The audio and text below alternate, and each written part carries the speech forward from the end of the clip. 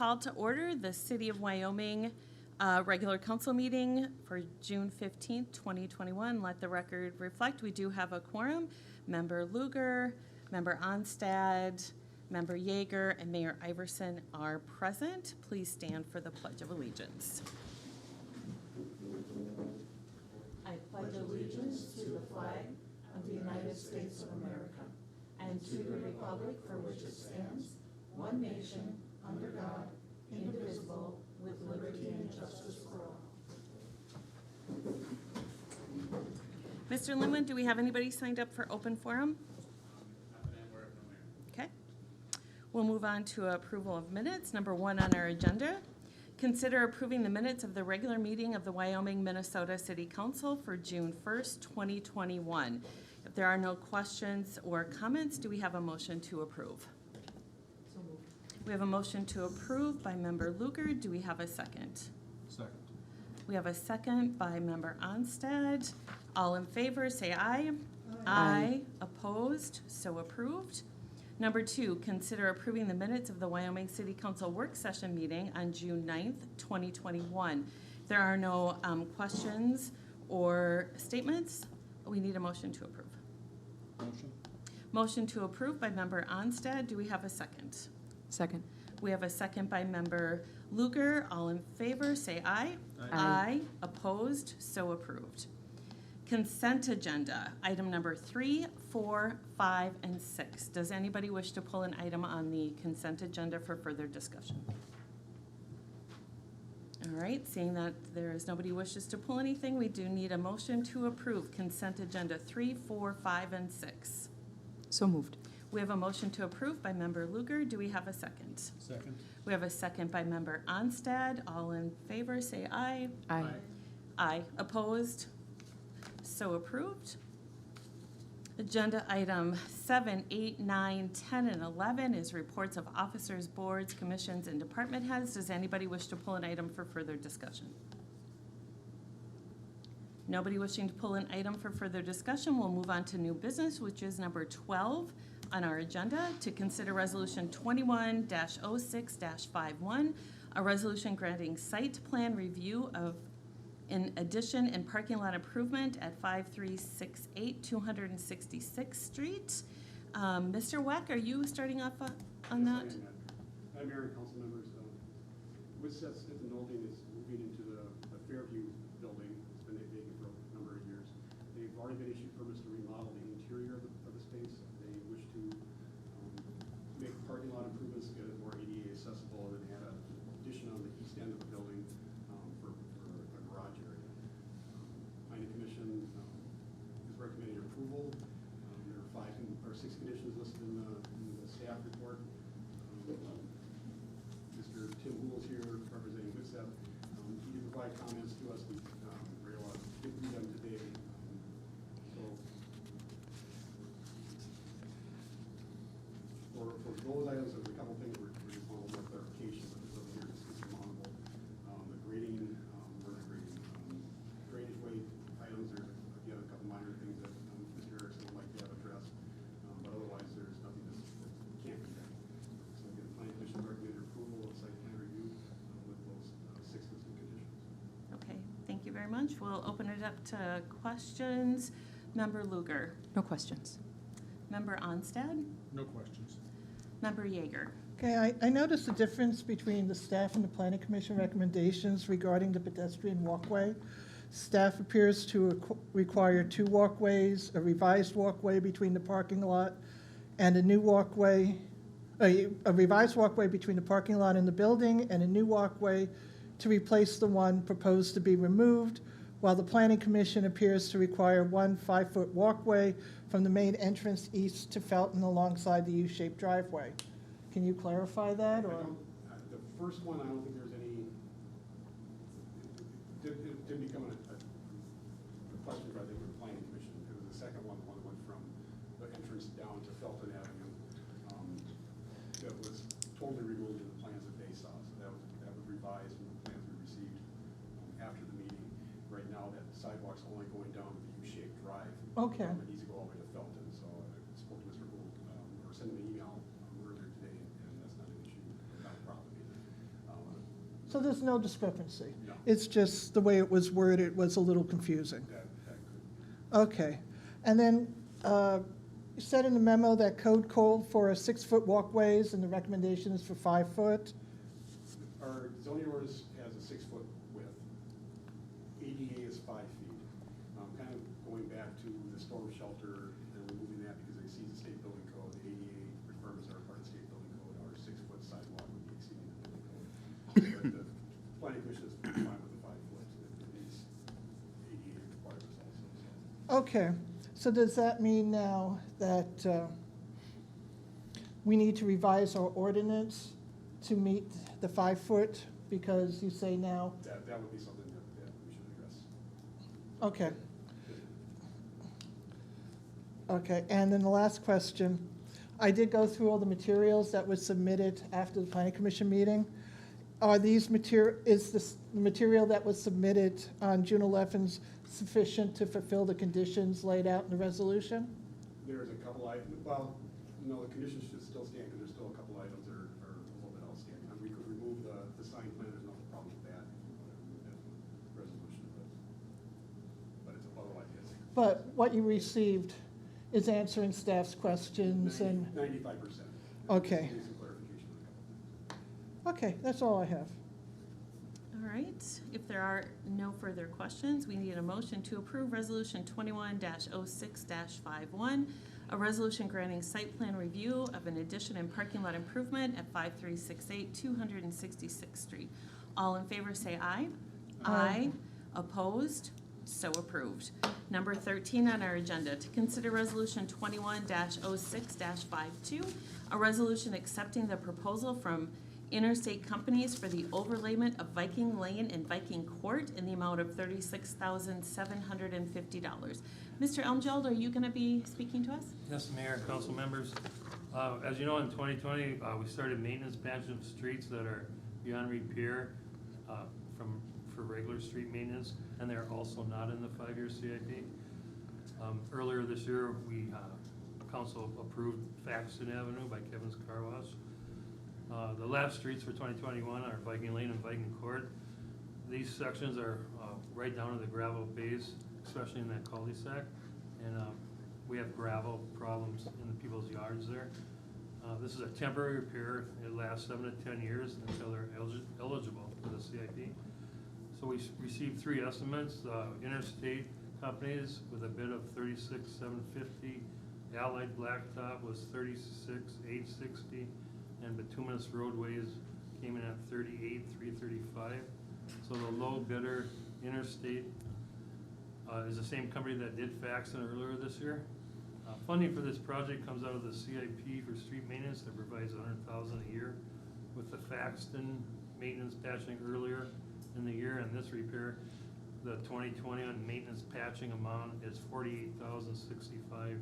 All right, thank you. Questions from council, Member Yeager. I'm looking at have the map called up.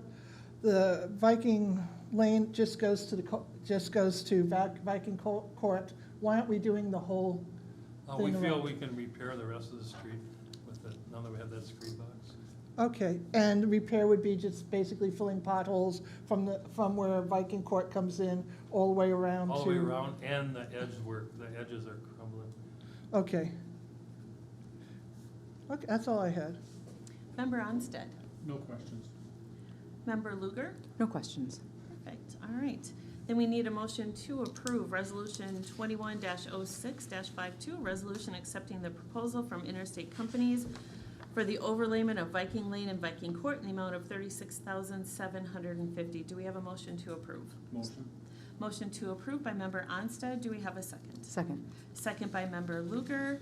All in favor say aye. Aye. Opposed? So approved. Number 14 on our agenda, to consider Resolution 21-06-53, a resolution approving the use of replay and crack filling for the 2021 street maintenance project provided by Gargan Incorporated in the amount not to exceed $75,722. Mr. Elmjeld? Yep. Thank you again, Mayor and Council. As we talked about last year, replay is a soybean-based sealer. It has polymers, and we started using that in 2020. It is a proprietary product, and it's also a green product. So this year, we have Frontier, Fuller, Fondant, 245th and Himes Lake Circle as the streets to crack fill and replay as they were paved 5 years ago. We also included Banta parking lot as we're going to add parking lots as we're doing street preservation. As a proprietary product, Bargain Incorporated was a low bid with 53,224. And replay cannot go over streets that have been chip sealed. And so in 2023, we're going to do a chip sealing project on several streets. And so we have to start crack filling them. And so we had two estimates. The largest, I should take it back, the largest street is Kettle River Boulevard. So for the next 2 years, we'll be requesting additional crack sealing in preparation for 2023 for chip sealing. Two estimates were obtained for additional crack sealing. Bargain was the lowest bid in an amount of $22,498. And as Replays a proprietary product, M&R Paving had pick and choose because they knew they weren't going to get the bid, so they really didn't want to give me a nice, clean estimate. So prospectively, they came in at $59,175 for crack sealing and replay, and $25,050 for just crack sealing. So Bargain had the low bids on both of them. The total amount for these two additional services is $75,722, and will come from the $100,000 a year in the CIP. But for transparency, the total dollar amount for 2021, which includes the maintenance patching, replay, crack filling, and additional crack filling, is $123,787. And as you remember, in 2019, we did not use our $100,000 that year, as we're looking at alternatives to chip sealing. And so that money's still in there, and public would like to use these funds for additional crack sealing for the 2023 project. Okay. All right. Questions from council? We'll start with Member Onstad. No questions. Member Yeager? The additional crack fill is going to be what I see further down in the memo. Edison to 59th Court, Euclid, Fallbrook north of Viking, Heath and Comfort Drive. Correct. Okay, thank you. All right, and Member Lugar? No questions. All right. We need a motion to approve Resolution 21-06-53, a resolution approving the use of replay and crack filling for the 2021 street maintenance project provided by Bargain Incorporated in the amount not to exceed $75,722. Do we have a motion to approve? So moved. Motion to approve by Member Lugar. Do we have a second? Second. Second by Member Onstad. All in favor say aye. Aye. Opposed? So approved. Number 15 on our agenda, to consider approval and adoption of ordinance 2021-01 and approval of resolution 21-06-54, a resolution approving the summary publication of ordinance 2021-01 and ordinance amending the City of Wyoming Code of Ordinances, Chapter 12, Businesses, Article 4, conducting sales of merchandise of food products or engaging in similar transient commerce from a movable place of business. Mr. Linwood or Ms. Dumas? Ms. Dumas is going to start with us. Mayor, members of the City Council, at the June 9th City Council work session, the council requested a draft amendment to the city's transient merchant ordinance that would better support food trucks operating within the City of Wyoming. The proposed draft of the amendment is attached. The updated ordinance specifically addresses requirements for food trucks to operate and creates 3 levels of license that correspond to different timeframes that the license would be valid. The license for food trucks that are valid for less than 6 months will be reviewed administratively and would not require a review and approval by the City Council. Licenses for over 6 months would go through our standard review process. Minnesota statute requires that food and beverage establishments are licensed through the state. In Chisago County, the licensing authority for food trucks is the Minnesota Department of Health. So the Minnesota Department of Health has a process that they go through and review many different aspects of operations to ensure that an establishment does not provide a public health risk. The licensing process that we are proposing is in addition to that process and does not try to repeat any of the review process that the Department of Health does. Specifically, the ordinance proposed tonight looks at things and manages things for food trucks, including timing for when food trucks can operate, making sure that the operations are in compliance with the city's sign ordinance, looking at waste disposal, sound management, street obstruction, and proximity to local restaurants. You do have in front of you an updated application for the food truck license. There was an accidental inclusion of unnecessary code reference from a sample ordinance that we used, so that has been removed. With that, I will stand for questions. Thank you. I'll start with some questions. Ms. Dumas, can you explain how we came to the $50 fee and how that pertains to the other ones? Yes, so despite the time frame that a license is valid for, staff still has to go through a review process of those, and we used an estimate of 2 hours per application review with a $25 staff cost, and that's what we put for the base review. Okay, so there'll be background checks. Correct. And then also checking to make sure they have the license through the state of Minnesota, Correct. Okay, and then there was a 4th of July.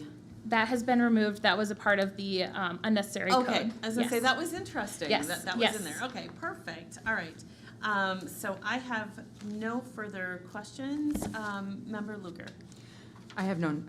My only question was about what went into calculating the $50 fee, so thank you. All right, Member Onstead. There's a limitation of 200 feet, Yes. but what if the food establishment owns the truck? Would they have to stay 200 feet, or would they be considered one establishment? So would they be able to park their food truck in their restaurant's parking lot?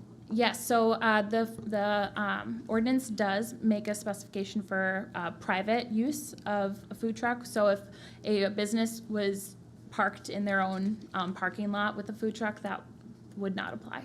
Okay. All right, thank you. Member Yeager. Actually, Councilman Onstead asked my question. Okay.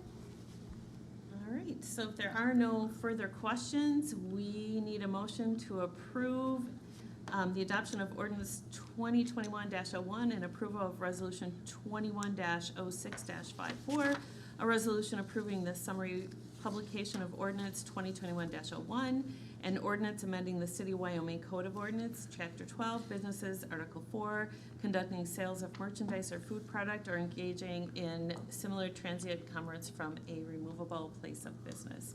Do we have a motion to approve? So moved. First is by Member Luger. Do we have a second? Second. Second by Member Onstead. All in favor, say aye. Aye. Aye. Opposed? So approved. That's all on the agenda except for council reports. We'll start with Member Yeager. I attended the June 9th work session, and thank you all for coming, and thank you all for watching. Thank you. Member Onstead. I attended the Touch a Truck event, got a tour of the police department and Public Works, and found that amazing that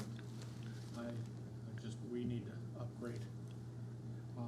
And got a tour of the police department's break room, garage, and everything else that's in that one room.